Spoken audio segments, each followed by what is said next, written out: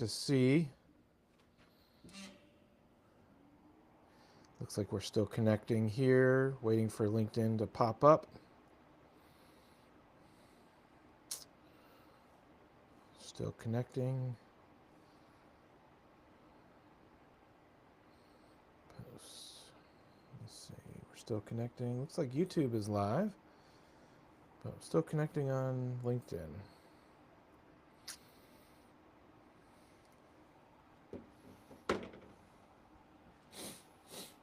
Still connecting.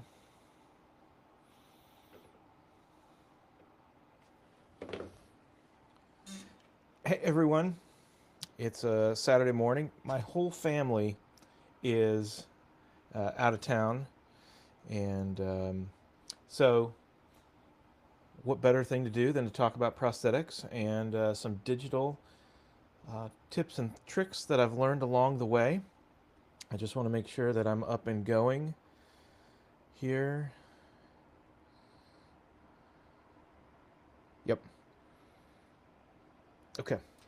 So I'm up and going. So here is the situation that I found quite interesting.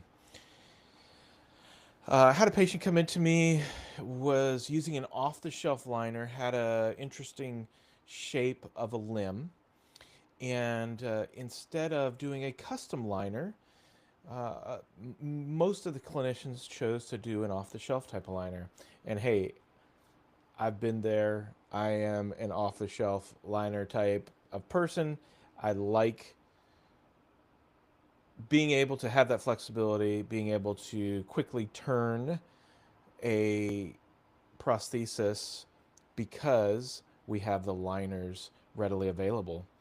However, in this case, I don't know that it made a lot of sense. And now that I look at this particular case study, I kind of think we may be underestimating or overestimating. It is our off-the-shelf liners right for all patients? And I think it's an interesting question. And the reality is, we don't know because we cannot see the limb with the liner over top. We only see either the scan or the cast. So, one of the things that I sought to do with this particular case was scan the limb, scan the liner, and then overlay and see where we were at and what we were missing. And I think that's a really important thing to consider when we're seeing patients that have, say, a non-traditional limb shape. So I'm going to show you this limb and also give you some guidance on what I did, what I learned, and the other side of that is the um, AirFit system from Johann Weigel out of Stuttgart and what that has meant to myself and my patients. So, without further ado, I'm going to go to my computer, get my head out of the way, and here we go. I'm going to move this out of the way here too. I don't see anybody. I'll always try to check for comments to see if anybody's left anything here. So, okay. No comments yet, but here's the limb and here's the situation. So this person came to me and they had an Össur Dermo liner, locking liner. This is their limb. So, you know, right off the bat, actually a very difficult limb shape to fit. So I took a scan of their limb, and then I took a scan, oops, over their liner. And then I overlaid those scans. And here is where things get interesting.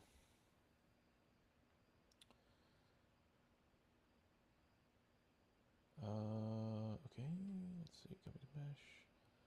Oh, I'm just looking to activate that and look through it.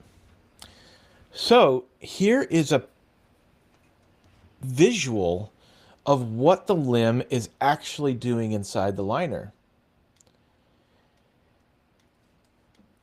And if I wouldn't have seen this, I wouldn't have believed this.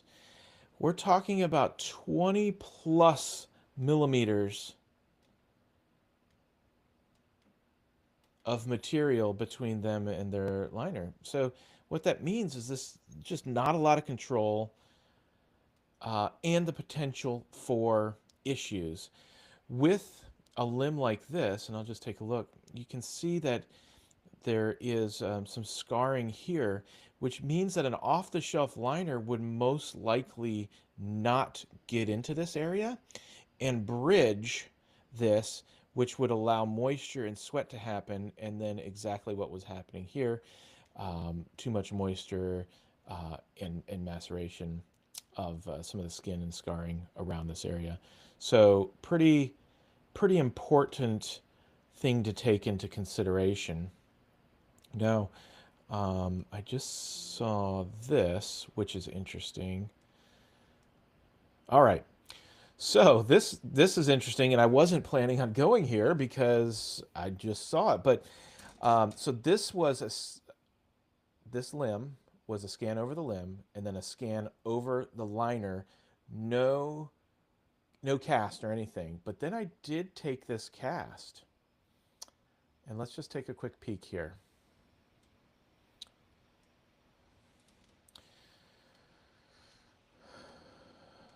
So one of the interesting things with the AirFit is just how much difference it makes.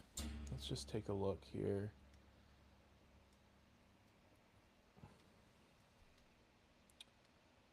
By pushing in some of that tissue. So the length actually about the same, which is pretty amazing. But the you can see a little bit more tightness, ml there. And let's just see what it does in the posterior. So it does push up some of the tissue there, but it comes in a little bit tighter on the popliteal area. So you just get really good shape. So let's just take a look here. This is the actual inner scan of that liner. And so you can see that it was so tight that it actually kind of darted. So it took up and darted the fiberglass casting, which is unbelievable. But you can see a really good medial flare, and then you can see just a little bit of triangulation, and this is through like 20 millimeters of gel, so or uh, material. So I think that is pretty wild. So let's talk about what we did next. They ended up being pretty comfortable in this prosthesis, but after looking at this, I said, you know what, this is probably the wrong way to go about things. We really need to look at doing a custom liner. And so I was going to do a custom liner and print the molds and pour silicone and all that stuff. But I remembered a little while back I'd used Rapid Liquid Print, and then I had also recently spoken with another person that had used some Rapid Liquid Print, and they've been very happy with the custom liners. And so I decided, hey, I think that's what I'm going to try. And this was over the holiday break, and so I just didn't want to have to do all that work, to be honest with you, to get the liner made on my side. I was just like, hey, let's let Rapid Liquid Print do it. So what we did is we had the scan, and then I didn't know exactly what to do about the reductions for liners. And here is what I found out. It's kind of the wild, wild west. There's not many people that actually know what to do about the reduction of liners. There's some stuff in the uh, documentation in literature. There's some, hey, you need global reduction. You don't need global reduction. It really varies and this is kind of the thing. It varies patient to patient, which is so true. So what I ended up doing was I did a scale factor. I wanted to make sure that I kept the length so I wasn't pushing up. So I think I may have just reduced maybe 2% off there. But then on the X and or the Z for in so XY for most normal things, but in free form it's the XZ axis. I reduced 10%, and 10% sounds massive, and it is. So we'll just take a look, and so that's 10%. And you can see that I took a little bit here, but most of it is up top. And it actually fit really, really well for this specific limb. And so I gave a little bit more distance. So that's the reduction. Here, let me put the liner on it. Let's see, and take this guy off. Take this, activate D. So you can see all three. So you've got the scan, then you've got the reduction, and then the actual liner. So you can see distally, I did increase the thickness of the, in this case, the silicone to give a little bit more thickness distally.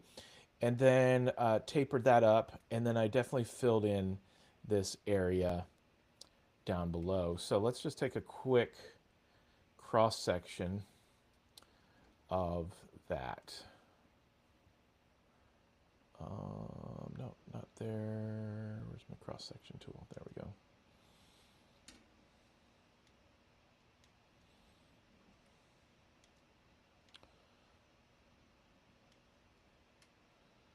Where are you? Let's throw a plane down.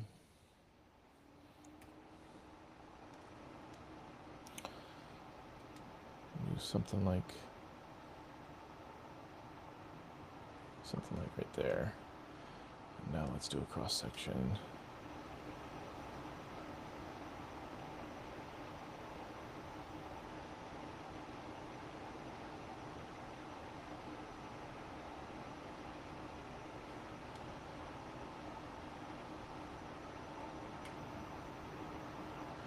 Let's just do this. Oh, come on. Why?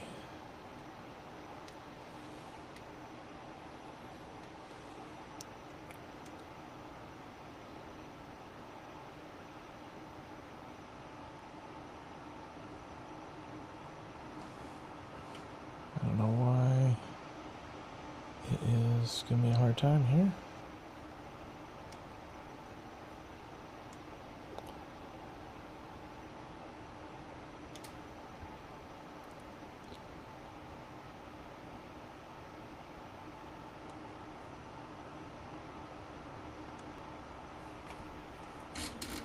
Huh. I just had it, so I don't know what's going on here. I don't even know where my piece went now. Let's delete this guy. F2.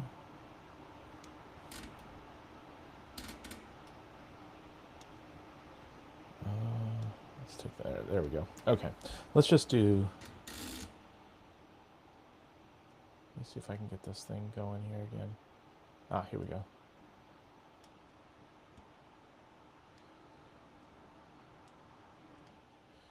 All right, so now, whew, man, I don't know why I had so much trouble with that. But now you can kind of see that the inside of that liner actually went in and made full contact. And so the feedback from the patient was, I no longer sweat in that particular area, and the moisture has significantly gone down.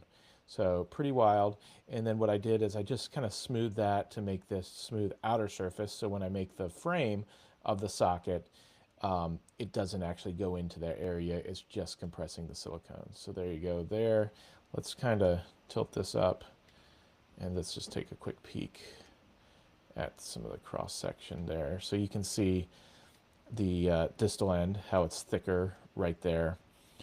And so that's a little bit about the custom liner. So uh, what I ended up doing, and this is a liner that did not have fabric on the outside, and so I did a double wall socket. I did a TPU flexible inner that had a pin in it. So really no different, but just throw a nylon or a one ply sock over top, throw your distal cup on, um, pull up the liner or the sleeve, and you're off to the races clicking into your socket. And it actually went really well. So this is definitely something that I will continue to think about when I am looking at people's limbs that are, say, non-traditional. Um, in the meantime, I was just going to kind of show off this socket here. Let me get this, and I will flip it over to my other. Um, I wasn't going to show this, but I am now, so I'm committed. So if I go camera photos.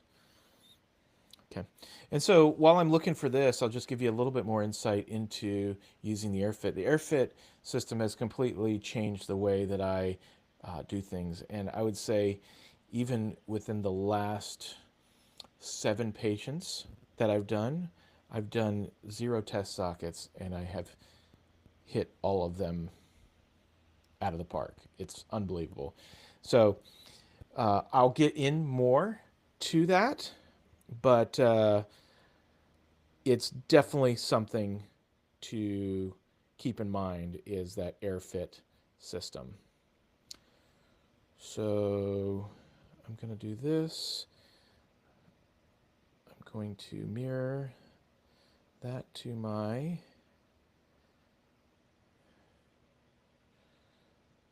Apple TV.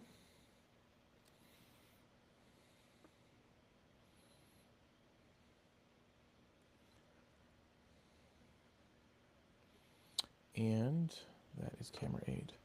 So I'm going to go here. So here's what we've got. We've got this beautiful double wall socket through all 3D printed with our nitro material, FDM flexible inner. I have a line on the FDM flexible inner and everything fit together real nice. I did cut down that side pin in case you're super curious about that to nearly next to nothing. But I put the pin on the outside of the liner. You're going to do that anyway. So why not make it simple and do something like this with a double wall? And that flexible inner actually had a very low profile Cypress adaptive valve in that we're testing.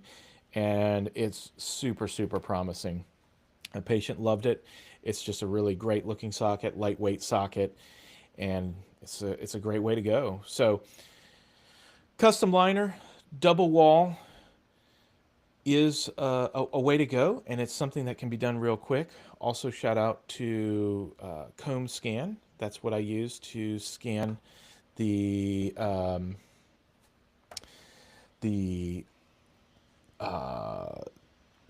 the limb, and yeah, that is really great. So if you have any questions, let me see if there's anybody that's dropped any questions in.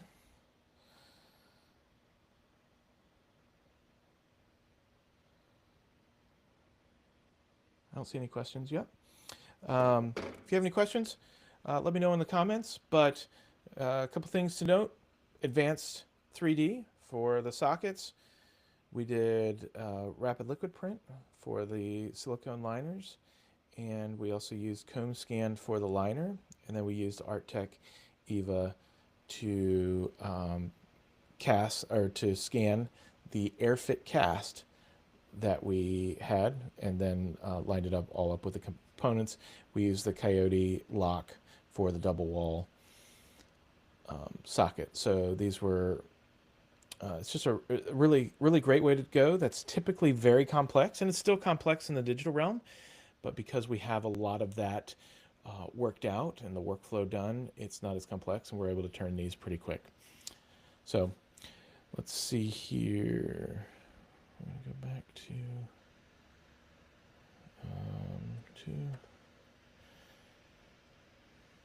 Well, that's all I have for you today. Thanks for watching. Have a great weekend. And uh, again, reach out if you have any questions. Oh, the other thing is we are a freeform reseller. So the program that you saw me use today is Geomagic Freeform from Hexagon, and we are a reseller. We also do training. Last month was our biggest month yet, with many people buying Freeform, and we're doing a lot of training right now. So 2026 is off to a bang, and I'm really excited about that. Hey, have a good day. Take care.